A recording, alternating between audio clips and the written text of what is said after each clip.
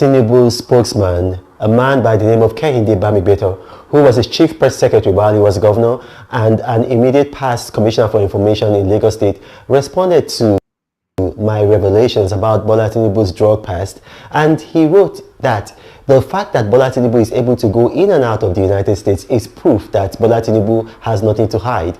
Now, that's not true. He's just trying to play tricks on the minds of unsuspecting Nigerians. You know, Bola Tinubu is a permanent resident holder, so that means he's a green card holder. He can go in and out of the United States even though he's been involved in a drug cartel. You know, even in Nigeria, we've got several prominent people. I know them. I don't want to mention their names, including the son of a former military head of state, who are in similar situations. They're able to go in and out of the United States.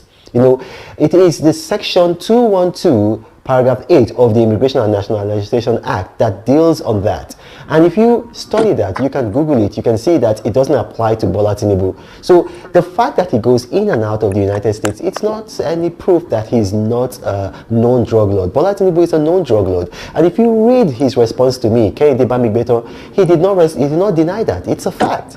And then he also said that, well, it was a forfeiture of assets, and if it's a forfeiture of assets, then Bola Tinubu is not a criminal. Listen, I'm going to read for you something on the website of the Department of Justice, and I'm going to put it in the description box of this video so you can watch it yourself. Now, I'm quoting, asset forfeiture is designed to deprive criminals, look at that word, criminals, of the proceeds of their crimes. So when Bola Tinubu voluntarily agreed to an asset forfeiture judgment against him, which was a plea bargain. Incidentally, what happened is that the FBI had taken him to court, and then rather than go through a trial, he reached what they call a plea bargain, which is that he agreed with the United States Department of Justice, and then they settled. So part of the settlement was that he gave up $460,000 drug money to the government. So the university where I graduated has attested to that. Now I can announce that I've received my original replacement degree certificate from them.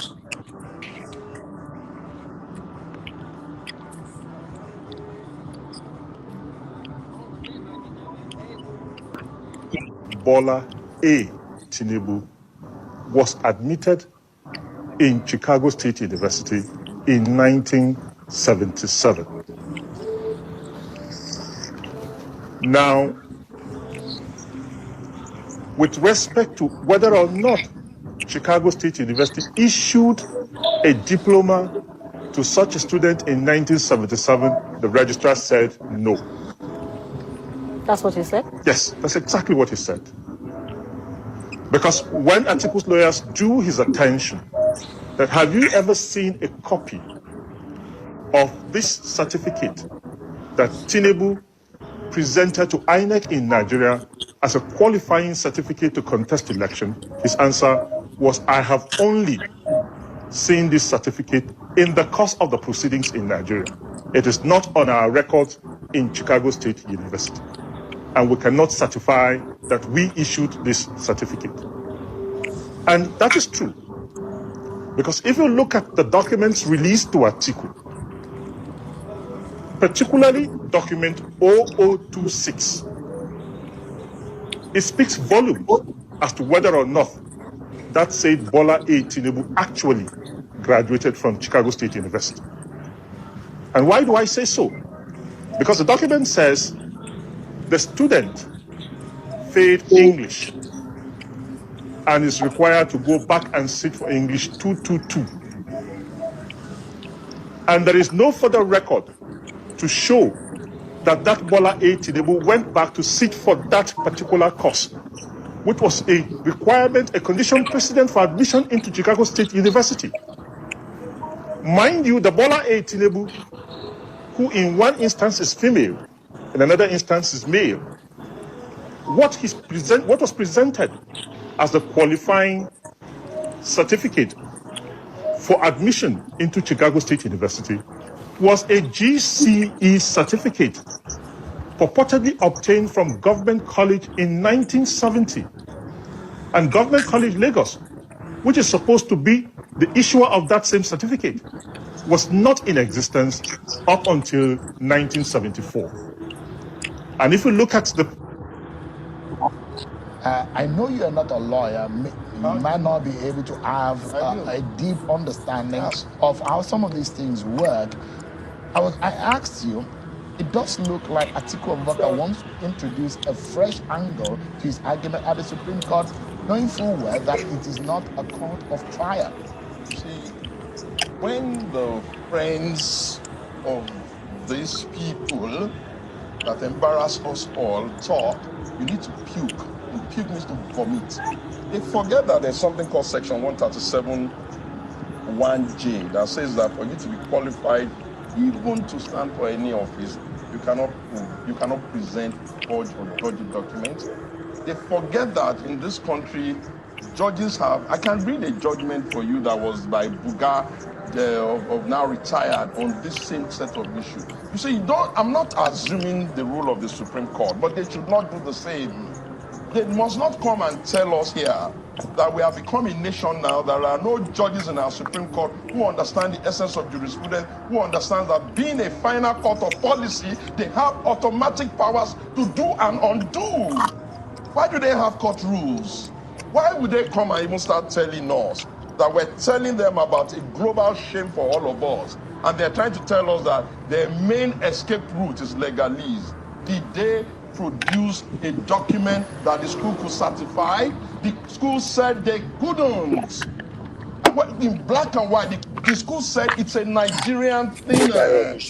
The school said, oh, they can't even go into the entry requirement. If you were not qualified to have entered in the first instance, whatever certificate you're even claiming you got from there is null and void. The school could not explain in clear terms because of the kind of school they are. They couldn't even say that it was a woman that came in or it was a man and this was what happened. They couldn't even own their own bullshit, if I may use, pardon my French. Sorry, yes, that's a strong language. It's a strong language. On television, it's unacceptable. They couldn't even lick their own vomit. The food they cooked, they couldn't eat. Why do I say that? The school said, we have a couple of vendors who will help us to print whatever they print. And because we are such a school of that nature, we don't have a format, we don't have a way of verifying, we don't have a way of authenticating even the ones that you are saying. We didn't issue that certificate. We don't know where he got it from. He could have gotten it from El Dorado or even from Oluwole, very close to his house in Lagos. And you think that decent people will not have this conversation. I ask you, Sheun, flip it back.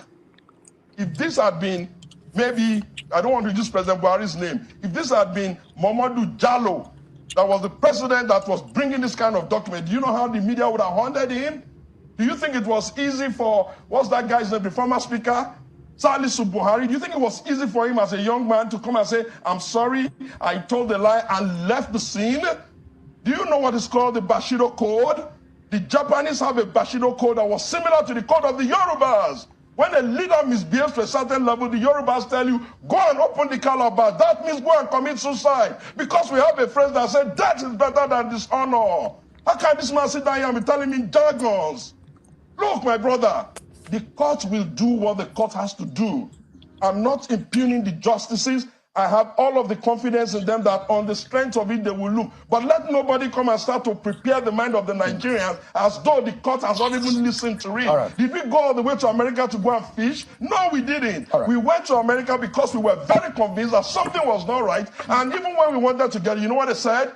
They said they would suffer irreparable damage. The document they should have simply produced if they had it. And they were dancing left, dancing right, running up and down the place until we dragged it out of them, and everybody now knows them. They are funnies. All right. Mr. Moka, does these kind of this to me? Can the Supreme Court take fresh evidence? Are there compelling exceptional circumstances that would, dictate that? Do you think that forgery can be established at this stage, considering the fact that there are decided cases on forgery? The most celebrated one being the Eremenye Gio case in Bayelsa. Dr. Abati, when your legislators are corrupt, you should be worried. If your executive peopled by crooks, you should be afraid. Or when the judiciary stops being court of law, the people should be alarmed. Nigerian courts over the past few years have shown very clearly that we have good reasons to be worried about the capacity to deliver justice or to give equity. However, I do know that within the inherent jurisdiction of that court, it has the powers, if it so desires and if it finds the will, to hear evidence that would suggest that the person who is sat in the highest office of the land is a career criminal. That is entirely up to the Supreme Court. It is up to the court to decide whether it is capable of saving what we have described variously as a democracy. What I have said is very simple. No, I'm sorry, Dr. Abati. I am sorry, Dr. Abati. Please rein in Mr. Azan. Rein him in. Rein him in. Rein him in. He had his say and I did not interrupt him. You had your time. He had his say and I did not interrupt him. Please rein him in. What I said is very clear. What I said is very clear. Don't interrupt him. Please wait.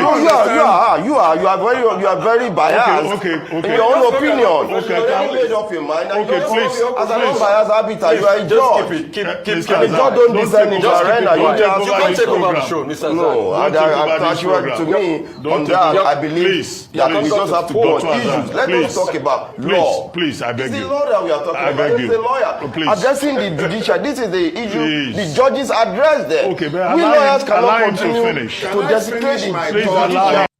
Allow him. The judiciary are there to be there as unbiased arbiter. If you love to be part of the Atiku media lawyers, go and join them. We are not in a go and position. accuse of fact before the court. You don't come to the media and presume. In that certificate, because it's ceremonial, you even have the right to redesign it to your own taste. That is the truth. What is important is the transcript. Redesign it to your own taste. Absolutely. You can Google it. It's out there. They advertise it out there in the US. If you have lost your certificate, we can get it back for you. Tinubu is a criminal, yes, of course, a categorical grade 1 criminal. The only person more criminal than Tinubu in Nigeria is probably Babangida. But he's a criminal, and is he fit for purpose? Absolutely not. Should Tinubu be the president of Nigeria? Categorical no. Is there a better option than him? That is subjective. So show me who he is.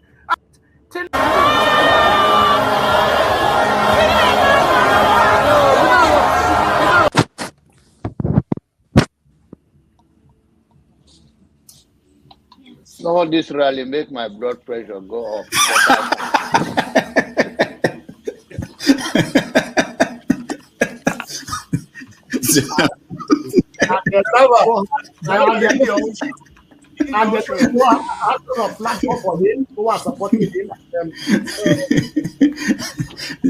So you should get a filter sometimes. Filter your thoughts before you say. I'll continue to take blood pressure medication. Why are you getting high blood pressure, Jonaba? Now, I'm not taking medication for myself. I'm taking it for people like Paul and some of you guys that after the January, February something, and then people like Soludo that is a good spoiler. I thank God for his life. And I am ready to die defending Nigeria in whatever way. When it is God's time for us to go, it is and you not took my going time to to God. You are ready to defend Nigeria. I gave you my time. I'm coming. Alexi, hold on. You already started. What I'm saying, defending Nigerians is this. I gave him my time and he's using it to defend No, sorry. I'm sorry. And I am ready to die. That's a good question. That's a great question. I don't know what is wrong with him. I don't know what is wrong with him. Somebody asking for where you do your course and you are sure you did your course there. I agree with you. But a lot of what we hear, because you didn't hear this direct from Tinubu, because lawyers are very funny. Sometimes lawyers will say, You must not say this. I mean, you know what is happening to Donald Trump right now? Donald Trump that guy is walking himself to jail. And he is coming down to say that, oh, well, it was my lawyer who said it. It was your lawyer who said it. It was your lawyer who said that you should march people to the Capitol and stage a coup. People who stage coup in Nigeria, they never live to tell the story. That's what I tell them. They never live to tell the story. They are summarily tried within a short time and sent to jail or made to face the firing squad. That is the way it works. But it's only in America where somebody put a gun to your head and you say, all right, well, you are quoting the First Amendment right. What is First Amendment right? What is it? I don't understand. So I don't know why he's denying Atiku the chance to go there, because the news media, they tell a lot of lies, things that are not true. I knew this man went to Chicago State University. I knew that. I won't like Dr. Wumi, if you were aware of Tinubu when he was at University of Chicago. Yes. Can you elaborate on us the accusations whether he was actually distributing drugs and was a drug dealer in Chicago in those days? What do you know about this? Okay, thank you, sir. I heard about it, that he was distributing drugs, and I know a lot of people who distributed drugs. Who was the girlfriend of? But let's be more specific. So look, we've all heard that Tinubu was a big drug tycoon. We have all heard that. What kind of specifics? I mean, when you say you heard that from people, were your friends the ones who were buying from him? Did he tell them that he was selling? Like what can you tell us as a distinguished man around that area at the time when Tinubu was there? What can you tell us that he was really up to? Well, what I tell you, I don't know whether, in fact, the first time I saw drug, I thought it was Ilubo. That's a great question. I don't know what is wrong with him. I don't know what is wrong with him. Somebody is asking for where you do your course and you are sure you did your course.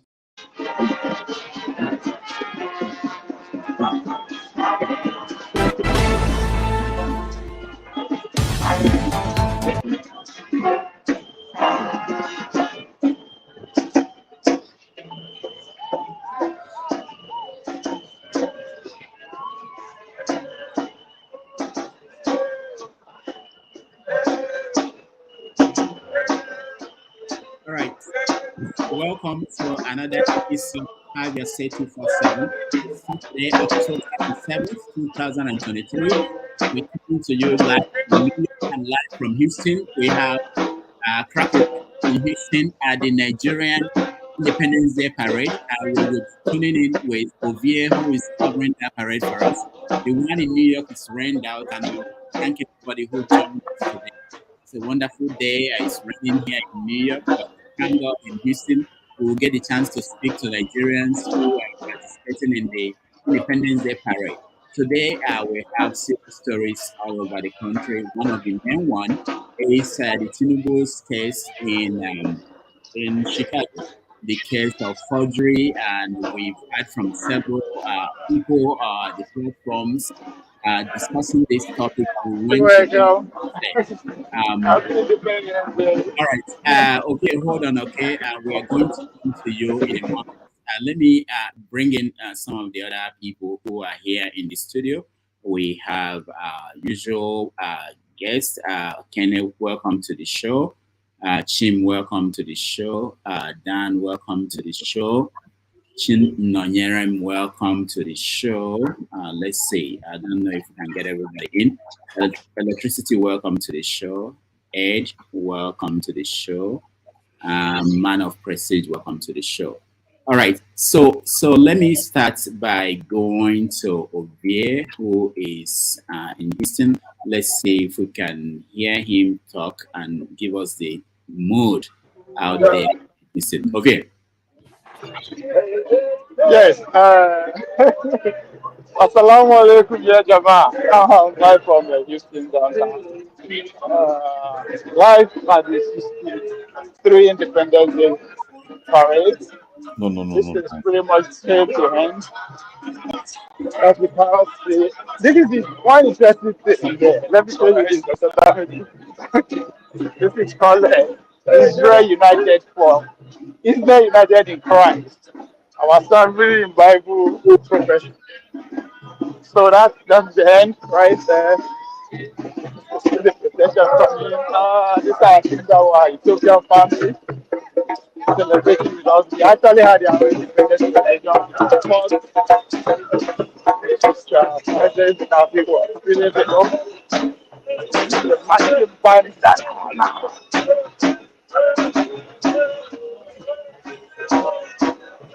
God has done marching band. Of course, I think this is the sponsor of the parade for the African market. We have our Georgia,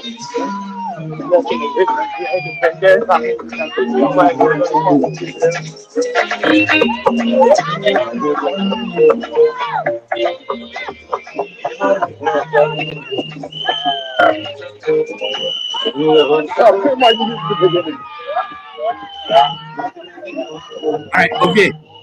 Yes. Are you in front or are you at the back? Where are you? I'm actually I'm in front.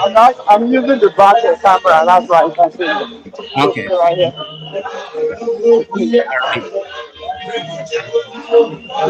Very good. All right. Okay. Keep covering it. We will come back to you in a moment. All right. Okay. All right. Okay. Welcome, guys. That was Ovia reporting to us from Houston, where Nigerians are celebrating the Independence Day. The one in New York here, I believe it's rained out. I didn't try to go at all. It's been raining all morning. But probably some people went there, and we will reach out to some people we know who might be there and hear from them. But welcome to the show, everybody. Ikolola, welcome. How are you today? I'm very well, Dr. Damages. Thank you for having me. And I welcome everyone else as well to the show. It's been a beautiful day, and there's a lot to talk about. And we look forward to a wonderful show. All right, thank you. We're not going to do our traditional post-production show, which is where you add what you think is important. We know there are so many stories, but we try to focus on the ones we already have. Just the Tinubu story could take us the next 5 hours. So let's go to Kene. Kene, welcome to the show. Yeah, thank you, Dr. Damages. Good day, everyone. We're here today again, as usual. I don't know, but let's see how it unfolds, you know. Okay. Chim, welcome to the show.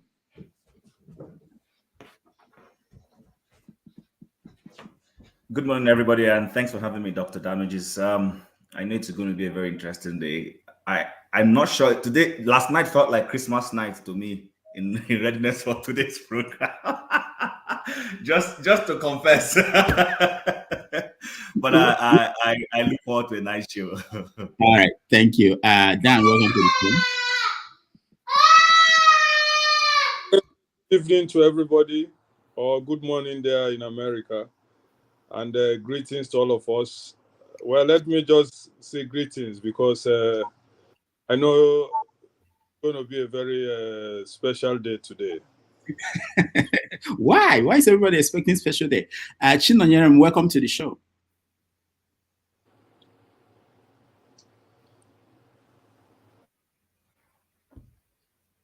Unmute yourself, Chinonyeram. Can you unmute yourself? We can't hear you. You are muted. All right, let me see if I can do it for you. Sometimes it's difficult to do it. No, I can't. All right, we skip you. I wanted to hear how the situation is in Nigeria. Electricity, welcome to the show. Yeah, good afternoon. Yeah, how are you? It's just a normal day. Nothing special. Nothing special. Good. No. Okay. Ed, welcome to the show. Oh, thank you, Dr. Damages. Normally I would want to be in the night shift, but today's story is too juicy to pass up. So I think you've done a good job in setting the tone and giving us those. Yes, that's the idea.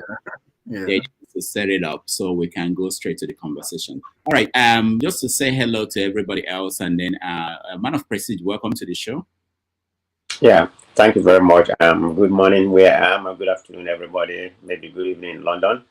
I greet everybody. It's going to be very interesting. It's going to be a banger today, because it's a very interesting lineup, So it's all up to you guys.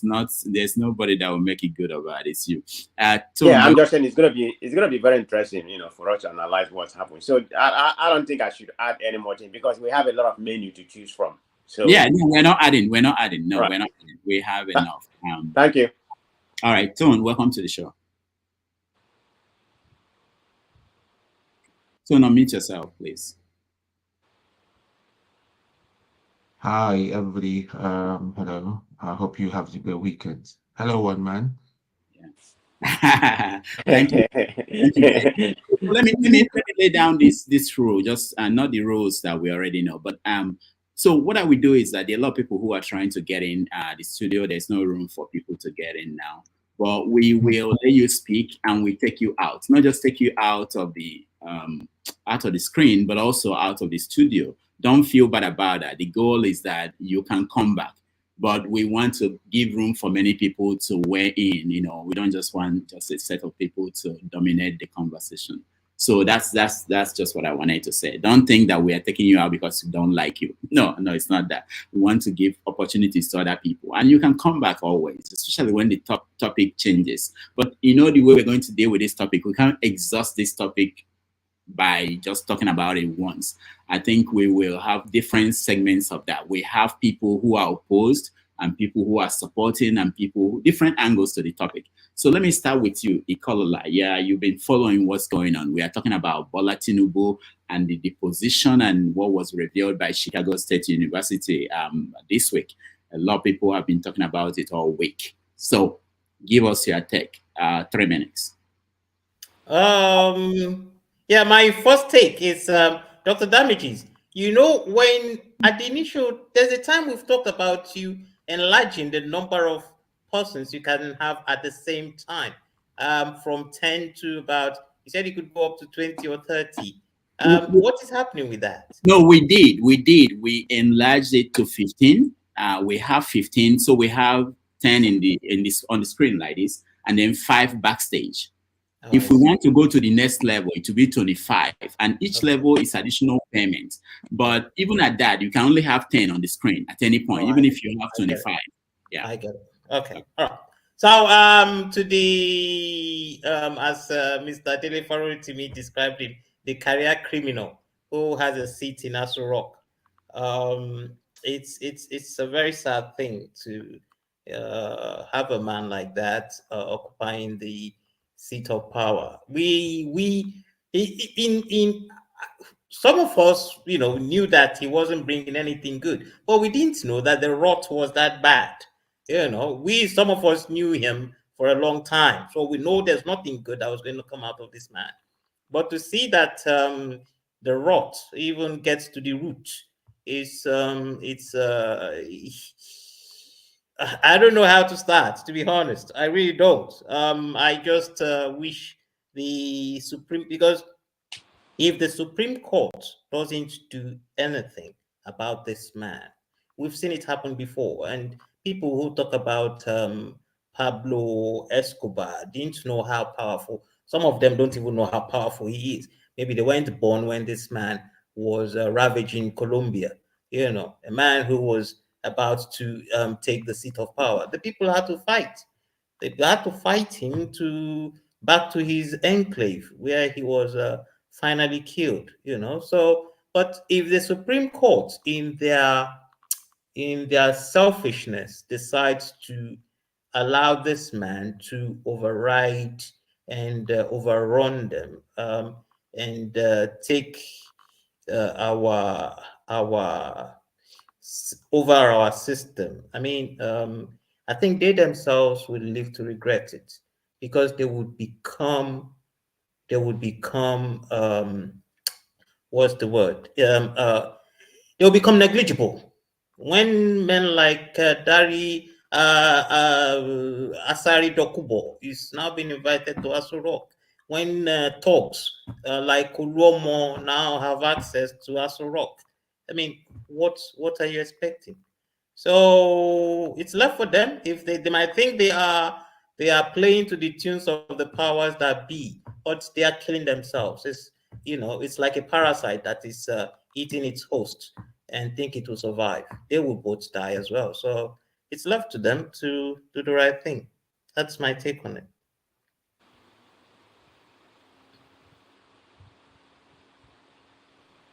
Thank you so much. Let's see if we can get Ovie. Ovie.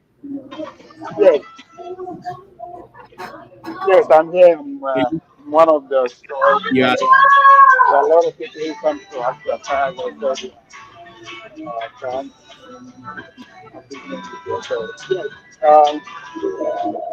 Yeah. You want to talk to anyone, or do you want me to respond to that? Respond to what we are talking about. When we go around, we'll come back to you to talk to people. Okay.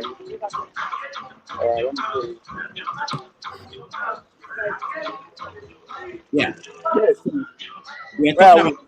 I know you've been feeding on that all week. So, what is your summary of summary? Yeah. Might be one of the best political series ever produced that we are witnessing. I mean, I think as far as I'm concerned, party politics is all about popularity contest. So, for those who believe in polls, who always run polls, I wonder why they start running polls. If you run polls right now, it's the favorite candidate for 2027. I think Atiku will be running toe-to-toe with Tinubu as it is. So, as I always say, it's just noise. There are more important things that are taking place, that are shaping, that is shaping our life, that is going to shape the life of our children, our grandchildren will come on board. Currently, they are succeeding in taking our attention away from that. So, it's noise as far as I'm concerned. Now, yes, let's all agree that Bola Tinubu is a fraud. The question is always, what next? So what next? Because it's all about what next, right? What next? So he's a fraud. We all agree. What next? So are we going to not plan and rally around the other political parties to come together and give him run for him in 2027? Or we should be calling for resignation or impeachment? Because why I said Atiku speech is more or less like a campaign launch for 2027 is because I was expecting to say at the end of that speech or at anywhere in between that speech to call for resignation. It did not call for resignation. It did not call for people action. Nothing. Instead, even all the stage question that they staged, one of them was, when are you going to drop the case? So it's a case. When is he going to drop it? And his response is, he said, oh, it was what the Supreme Court says. So if the Supreme Court does say, well, we are not going to have any new evidence, Bola Tinubu is good to go.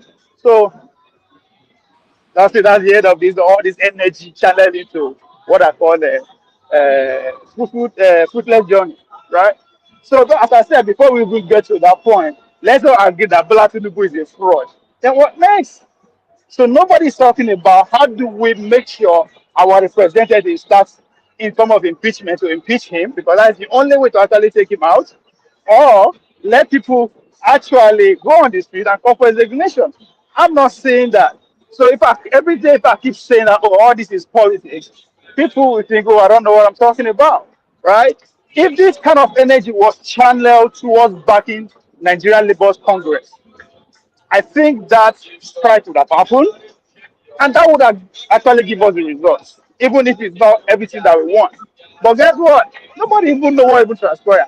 They ask people, come on, what was the agreement between Nigerian Labour Congress Party and the presidency. I'm telling you, nobody can actually articulate everything that actually happened. Why? Because we're all focused in Chicago. We get what you want in Chicago, what next? So I follow the story with one eye, because I pay attention to what happened at the U.S. Senate, first time in history. That exactly could happen in Nigeria.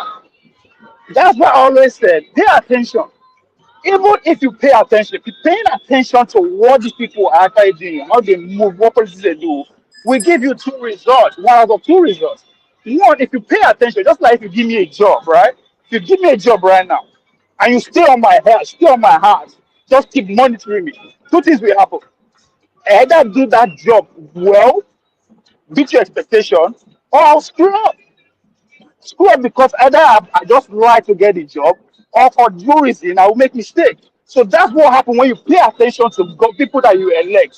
They will either do the right thing or they will make mistake. That mistake will result to fight between them. And once they start having mistake between them, because people that sponsor them, when that their bill is not going through, then that fight, I guarantee you, will trickle down to people who are angry, and that's where revolution happens. But we are not doing that. We are not paying attention. And that's what happens. If you actually ask people, if you ask Americans too, what happened at the Senate, where they at the House of Representatives, where they interview the speaker, they also will not understand what happened. All right, right? Ovie, Because Ovie. we pay attention to things that don't matter. Okay, Ovie, thank you. We'll come back to you. When we come back to you, give us update on the parade in Houston. But let's go to Kene. Kene, you're next. 3 minutes. Thank you, Dr. Damages. Ovie, thank you for your submission, but let me help you here. If you want to recite one in like numbers, you have to count one before you count two. Atiku isn't just fighting, trying to expose the truth just for maybe his 2027 bid or whatever.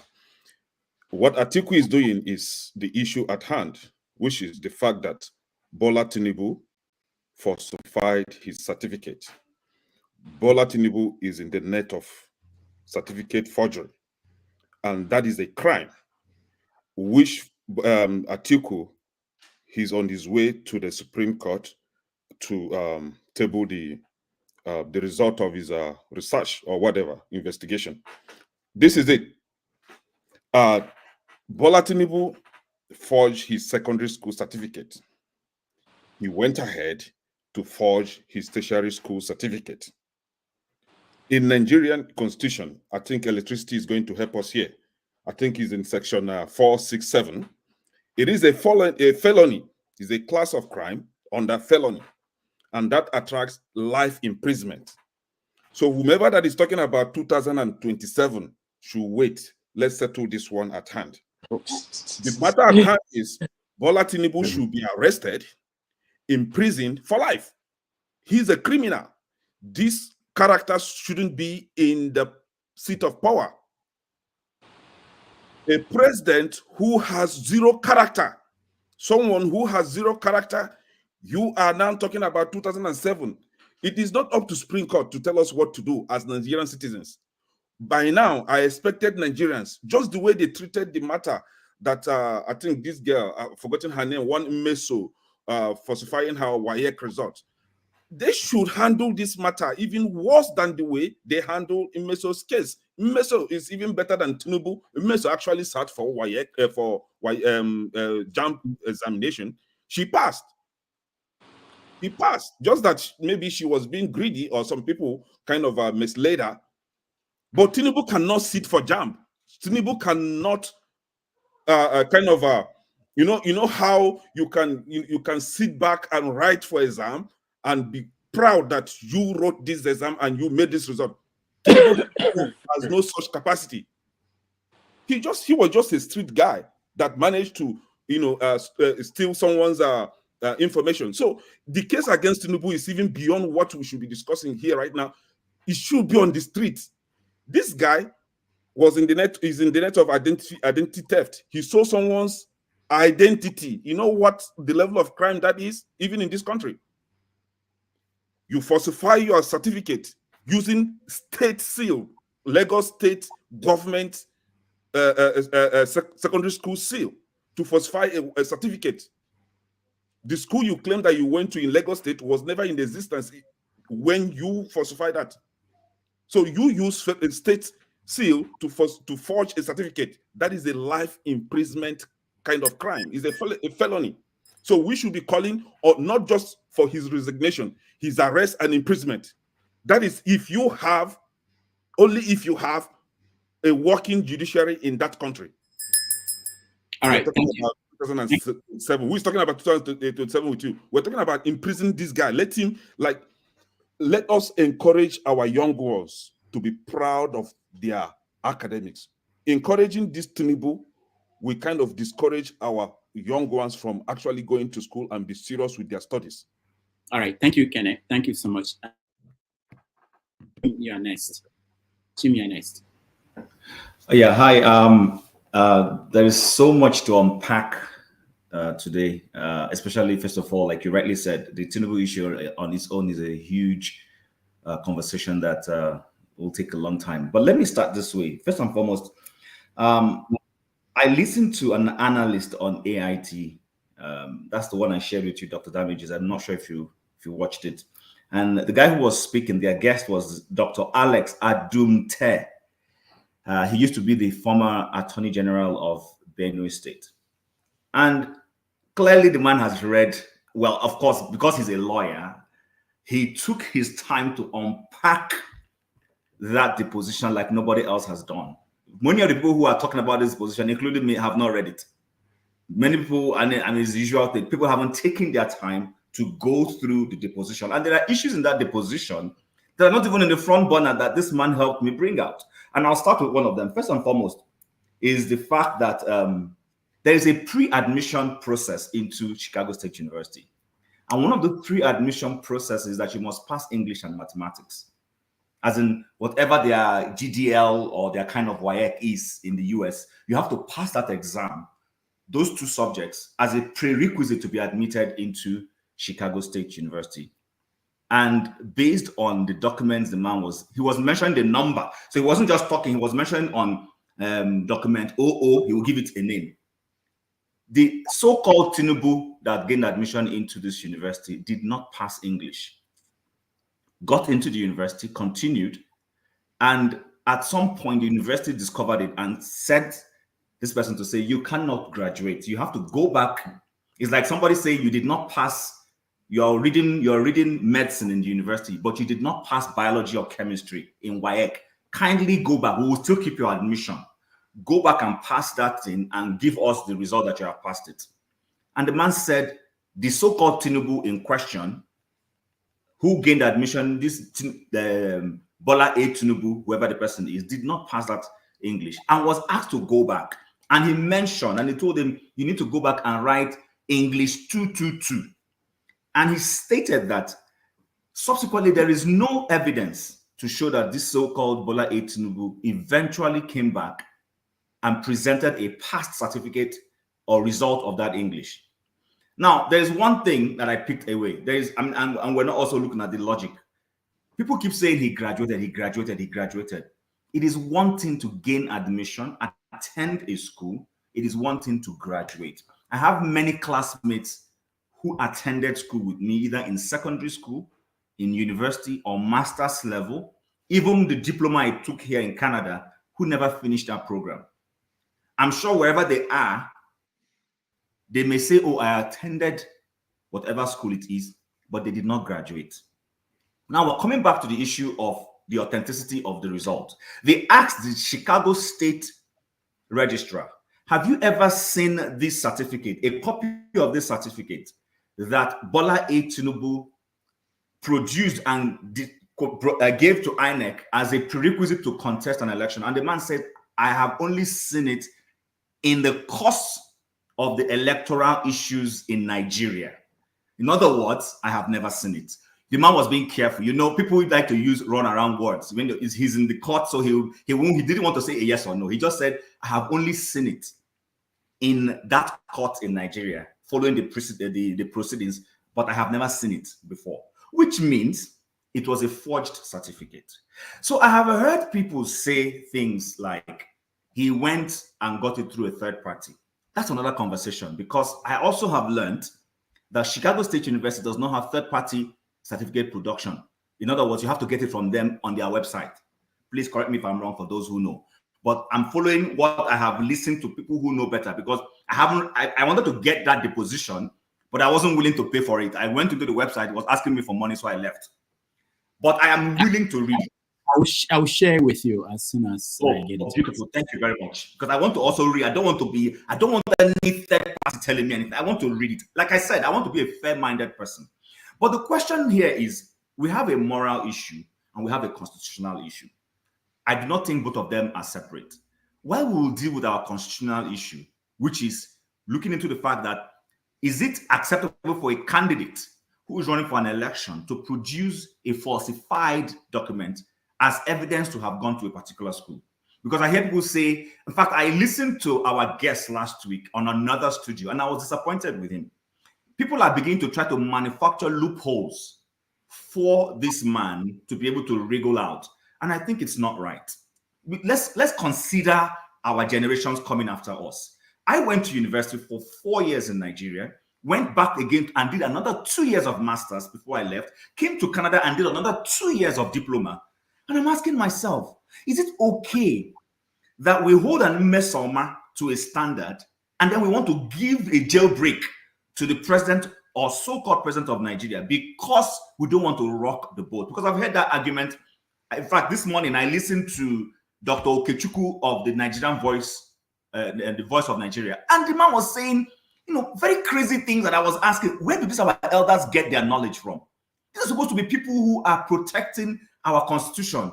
And you saw people saying, let's not rock the boat, let's forgive, let's our democracy.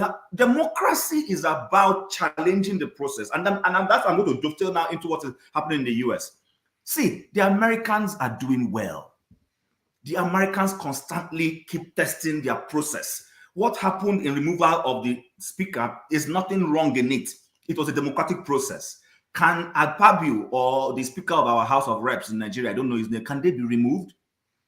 Can they? At least they can remove an American president. They've done it before. Can we even do that kind of thing? So for me, democracy in America is working. They have never told you that democracy is perfect. It's always work in progress, which is why they use this particular phrase, working towards a more perfect union.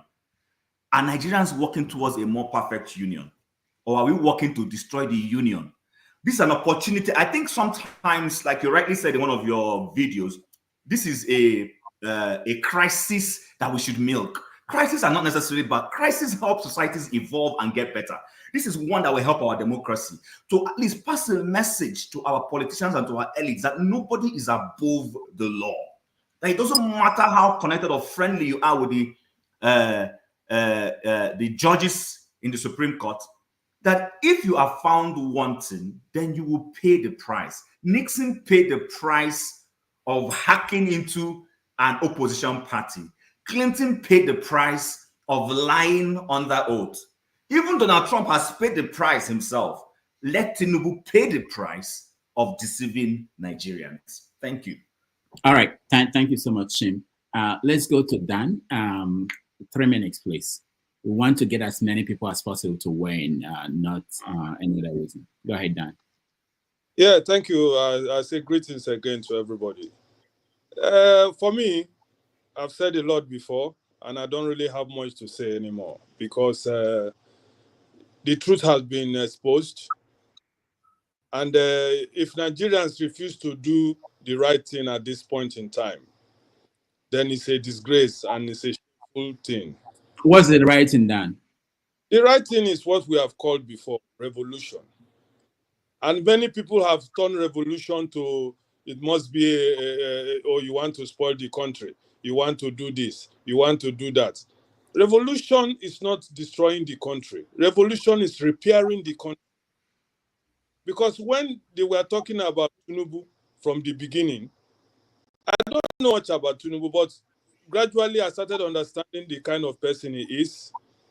And the type, when the election then came, we saw what he said, Emilokon, grab it, take it. I was even thinking the man was just making a joke. But they all came to light. You understand? And now we've come to a point where he has committed what they call a serious crime in Nigerian, no matter the system we practice in Nigeria. The crime at the moment is so serious that he has to pay the price. My brother Tim have said that if you could punish a girl for satisfying his jam result, Ekene also said it. Who is Tinubu? Why is Tinubu special? He's also a Nigerian. Bob Marley said a big man was once a suckling. He got there through crime, through many things and that and that. Why should we make that man special? He has committed a forgery, a big time one. So why should they give him a special treatment? Especially when he rigged the election that brought him to power. People are just keeping quiet. I was listening to one of his supporters. He said they are waiting for us in the Supreme Court. We are waiting for them. Let them come. He said he's a senior Agbero of Nigeria. He was talking so confidently that because they know that they've got the court secured. So now they want to push us there again. So when we are talking about we are going to court, like P2B, sometimes I want to get angry with P2B. These are the chances that P2B and the civil society of Nigeria, the people who claim to love Nigeria so much, people who think that Nigeria shouldn't go where it's going. This case alone has reached the point where they have to lead the way of revolution so that we, the common people who has no power, can be behind them and push them forward so that the power of the people can reign supreme. But so far, I've not seen anybody. The Atiku who came, who said he revealed whatever he revealed. We all know this long time ago, what Tinubu's case was. We have known that. Okay, you spend your money to go and make it now black and white. Now everybody knows what is happening. Not we have heard from horse's mouth. But he's just doing it for himself, calling Obi and Kwankwaso to come support him. We don't need his support. Nobody should support him. Nigerians must rise up, especially with the situation of the country, where people are going hungry, where nothing is working, where everybody is almost disillusioned. Some people are waking up without hope in that country at this moment. So if Nigerians refuse to take this opportunity, like the Arab Spring took when that guy burnt himself in frustration, then I don't know the next step anymore. The next step for me, my final word is revolution now. Let us take this opportunity and rise up. Thank you. All right, thank you, Dan. Let's go to electricity. You are next. Thank you very much. Dr. Damage, I will appreciate if you... Sorry we missed each other's call yesterday. When you called, I wasn't there. I will appreciate if you also forward me send me the deposition as well too, if you don't mind, please. Okay. All right. Then, I'm going to take it from a different perspective. I stand to be corrected. The president said releasing his result will cause an irreparable damage. Am I correct? Mm-hmm.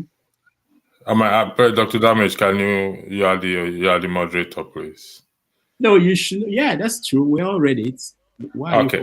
It's not. No. I just want to be sure that I'm correct. There's certain things I want my view. Like I said, I'm taking it from a different perspective, so that's why I need you to either tell me I'm correct or not. If someone comes out to say releasing my result will cause an irreparable damage, which it's already or that started causing an irreparable damage, the question is, what do we do in that regard? Now, Julius Caesar says cowards die many times before the days of their death. We're all familiar with that phrase of Julius Caesar. And I think it's time, these are my views, please, and that is not that of the channel for the record. I think it's time for Peter Obi to come out and lead his army according to what Dele Farotimi said on this channel, that Peter Obi has raised an army that are willing to sacrifice their life for the good of the nation.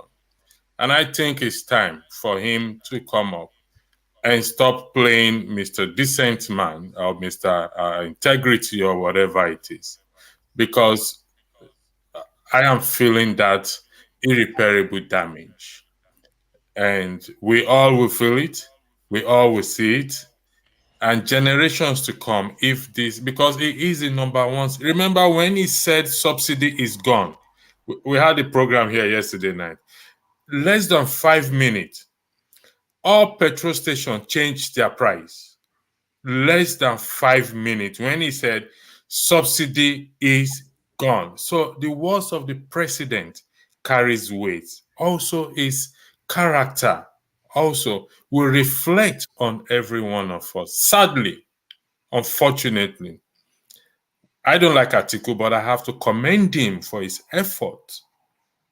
And for him to come out to say all Nigerians should join hands, we have to give him a benefit of doubt. This is in the interest of the nation or in the interest of the national security of our country. So that's why I say I'm taking it from a different perspective. If my certificate is okay, I'm not going to tell Dr. Damage that, Dr. Damage, if you release my certificate, it's going to cause irreparable damage. That means there's something fishy about it. I already know that as well too. So we need to, those who are obedient should reach out to Peter Obi and say, it's time for you to lead that army, just as Nnamdi Kanu did. We all know recently the woman in Iraq or Iran was given a Nobel Prize and she's still in prison. She's fighting for the women right in that country. So it's time we put cowardice aside. I've never taken such position in my life in regards to this issue. But I think it's high time we start to do that. So if he's the leader of the obedient, Atiku is the leader of the PDP, they all should come together and stand in the forefront and lead the protest. I yield the floor. Thank you very much. All right. Thank you. Thank you, Electricity. We're going to go to Ed, but before we do that, we will get a chance to have follow-up questions because some of you have raised some important topics for conversation. So if you say it's a revolution, the revolution is not led by the elites. It's not led by people who you are pointing out, expecting Atiku or Peter to be the revolution. So I think people need to understand how some of these things happen. And of course, on the part of Peter Atiku, people did not understand why he made the kind of speech he made after when he came back to Nigeria. He didn't want to stop the Supreme Court from having the opportunity to weigh in. I think from what my reading is after the Supreme Court must have weighed in, and then on the other thing is up for grabs. I think they are trying to be careful. They are trying to make sure that they follow the process that they have followed before. That's why he couldn't say that based on this, I want this guy to resign. Anyway, let me go to Ed. Ed, you. All right. Thank you so much, Dr. Damages. There's a lot to unpack in what is going on here. First, for those who are interested in deposition, it's on page 41 that it was clearly indicated that the certificate that Mr. Tinubu presented was not issued by CSU. So if you're wary of reading like tomes of the deposition, just go straight to page 41. I think it's towards the bottom of the page. You see that interrogation between Atiku's lawyer and the CSU's representative. So it's very clear that that certificate was not issued by CSU. And that brings me to the second point, which is the way that the spin doctors of Tinubu are trying to, make a diploma or a certificate a celebratory document that has no relevance. I have to go personal with this. I have an email here, and I will try to see if, oh man, I'm using the background. I actually have an email here. Okay, I don't know if you can see it. Yeah. Okay. Let me make it bold. Let me put you as a sole. Okay. Okay. So because I have to go personal, because the way these Tinubu spin doctors are going about this issue, it makes it look like some of us did not go to school abroad. For Christ's sake, Tinubu only went to an HBCU. I went there for grad school. I also went to other PWIs in this country. So the email I have here is I'm sorry. I really want to show. Read it. That's okay. Read it. Read it. So the email I have on my phone is from the year 2018. Okay. It was when I applied for grad school. And the grad school in order to give me full admission, they requested for my undergraduate diploma, not my transcript.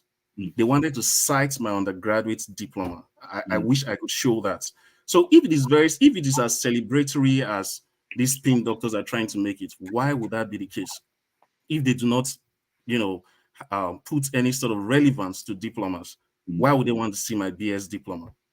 So it's really annoying when I hear Tinubu people come up with that whole idea of, oh, it is just celebratory. For Christ's sake, that's the whole idea of a commencement. You're not handed a transcript in your commencement. You are handed a diploma, right? It's an evidence that you actually went through the school system. And related to that is this whole issue of making it look so cheap that you can get it from the vendors. Again, this just abuses our intelligence as people. Nigerian Americans are among the most brilliant and most educated people in the United States. To just make some kind of assertions that are so, far from the truth makes it look like, well, maybe I didn't go to school, or I didn't go to school in this same America. Vendors are like contractors. The school's primary function is not to be a printing press. And that's why they contract these things to vendors. But a vendor cannot just go ahead and print a document for a university without the university's approval. So I don't know how they come up with this whole idea of, oh, any vendor can print it or redesign it for you. It is the greatest. It is, if there's anything further from the lie, I don't really know. And it just, I don't know. And then Chim actually alluded to these other points I wanted to make about guests of this show that came earlier and said, okay, well, he went to the school and his diploma was forged. To be very honest, the credibility of that guest is something I mean, I don't give him credit. I'll be honest. I don't, and I'm not, and this is not to say you should not invite him here, but I don't really hold him in high regards. Yes, he's accomplished. Yes, he's well read, but I see some undertone of, religious pandering on his side. Like it's of course we know how many articles this person released against the person of Professor Osibanjo just because of who he was from a religious perspective. It's either he talks about how Osibanjo is trying to entrench a Christian-dominated government during Buhari's regime, or he talks about Osibanjo's romance. Of course, I'm not even a fan of Osibanjo, but it was very clear, and I found it very, very primordial for someone that's that educated to be, trying to stoke religious, sentiments in an electoral cycle. For Christ's sake, you're a professor. There is no evidence that this so-called Osibanjo, who I'm not even a fan of, I don't really support him, was trying to enthrone a Christian-dominated government. In short, the cry during that last 8 years was that this was a northern Muslim-dominated country, but you went on and on trying to bash Osibanjo, even up to the point of the primaries of the APC. So how do I give that kind of person credibility when it comes to Tinubu? Because he's moved away from being very firm about this being forgery to saying this is inconsequential. I was going through Nairaland today and I saw an article from him. So what exactly is his end game? What is he trying to achieve? Why is he so interested in this? Is it because the president and the vice president today are from his religion? So I really want us to vet these people and know what their motivations are the next time they come here to talk. Then lastly is the issue. I just want to quickly point this out. It's not going to be the first time that a public official is being sacked or sanctioned for being found in a forgery or fraudulent case. In 1999, when we were just coming into our democracy, the House Speaker then Salisu Buhari, for Christ's sake, we know about the Toronto certificate. So why is it such a big deal today for us? As in, are we regressing? That's a question we should ask ourselves. Are we regressing? That in 1999 we could look someone in the face and say, no, you can't be the Speaker of the House because of so and so. This year we looked at a young lady who, of course, was guilty and said, well, you should still be sanctioned. We're saying we cannot do that to the president. We see what's happening with the Speaker of the House of Reps in the United States. Not because that guy committed a crime. You know, so where are we really progressing? And why should this be coming from people who are so-called progressives? Why are they the most retrogressive when push comes to shove? That's my point. All right, thank you, Ed.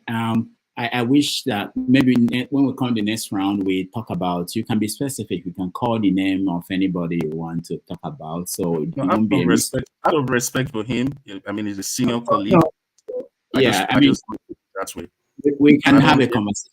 It doesn't mean if anybody, you can write a rejoinder. You consider it that you're writing a rejoinder to his article. So when next you come back and next turn, probably we can put it up and you can have it. If you have issues on what he wrote, you can talk about it. Okay, Prestige, quickly. I want to run through so that we can hear from Ovie. I want to talk to people on the ground in Houston too. Go ahead, Man of Prestige. Yeah, thank you very much. It's a lot to unpack here, but I'll be very brief in my narration.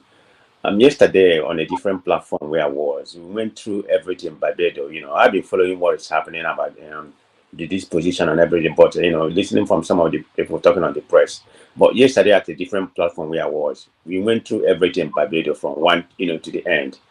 So I was able to understand, what actually transpired. I mean, there's no way you can sugarcoat it. You have to call a spade a spade. Even at all, if we put a lipstick on it, it's still going to be a pig. It's not going to change what it is. But you have all these aguados or butterfire, they're trying to spin it in different angle, that doesn't even make sense. I don't think they believe what they said sometimes, in my own opinion, because the fact is there that, everything, that was summarized in that deposition, that the document was forged. I mean, the lawyers there, they didn't use that word, but it's a common sense, when they say, we don't, this document doesn't belong to us, it's kind of authenticated. It's pretty simple that you went aside and offside, to get it. That's not the way you work, I mean, my wife worked in the school system in the university here. So she's very familiar about, how that is obtained or whatever. You have to obtain the certificate from inside, not upside. I mean, everybody can go to a YouTube or whatever, then you print a certificate and, and you say it's legitimate. No, it's not legitimate. In many ways, I'm not going to go to the minutiae of everything. Okay, let's assume he went to junior college, which is a 2 years college. You have to have at least, I think a lot of people here went to school in, here. You have to have at least 60 credit hour, to get your AA. Then you can transfer to, a 4 years institution. But I'm kind of baffled when they say that, he has to take an English test because most university, I don't know about Harvard or something like that. You don't take any more tests. Once your credit is up to par, A and B and something like that, they're gonna, primarily admit you. But I don't know why Tinubu has to take another test. Of course, they say he failed the English, so I'm not privy to that. I don't know why he has to take another test to go into a 4 year, college when you already have a good AA, you already, got at least 6 credit hour. Whether it's a female, I mean, everything is just, it's just like a mago. Let me use that word mago when it comes to whatever is going on here. I don't need the university is in it, or they're trying not to implicate themselves. Maybe during the time that Tinubu went to school, yeah, the school is not as organized as it is right now. It's very kind of like a this year. You can pretty much get into any university, without that much check. Let alone that particular university of, that particular university, Chicago State University. Because that Chicago State University is a 5th tier university. It's not a 3rd tier university. Go and look at it. I'm not making things up. In the Midwest, just in the Midwest region, they rank 146 out of 166. That gets to tell you that the school is nothing, I mean, in terms of, grading or whatever, difficult to get in. And their graduation rate is 13%. Imagine that, 13%. So it's not all they make it to see, I mean, here he graduated here with honor. It's all good.